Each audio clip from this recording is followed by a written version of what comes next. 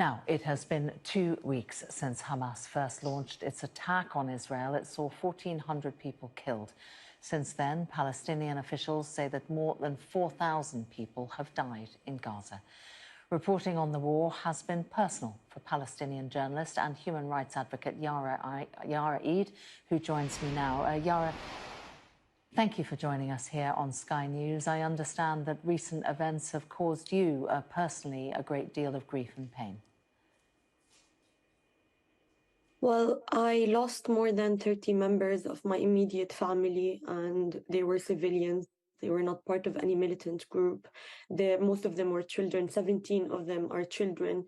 Not only that, but my best friend was a journalist, and Israel killed him in cold blood on the 7th of October while he was covering the Ares border.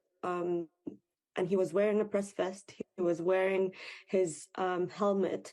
And I just want to say, before I continue talking about what's happening, when you first introduced what's happening, you said more than 1,400 people have been killed in Israel and more than 4,000 in Palestine have died. I think language is really important to use, because language, as a journalist, you have the moral responsibility to report on what's happening. Palestinians don't just die, they get killed. They are actually being subjected to ethnic cleansing, to genocide for the last 75 years. And you also mentioned that this is a Hamas-Israel war. This is not it. And framing it as such is very misleading, because it poses the thing that Israel is an equal power, but it's an occupying power, and it actually has the responsibility of protecting all civilian lives and children in Gaza. But what we've been seeing is more than 1,700 of those who are killed are children.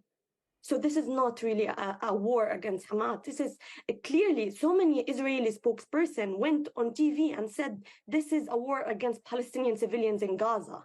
And even if we imagine a world without Hamas, if we think about the West Bank, Palestinians have been being killed, and there has been land theft, there has been ethnic cleansing, there has been imprisonment. More than 5,200 Palestinians are in Israeli prisons right now, and 170 of them are children.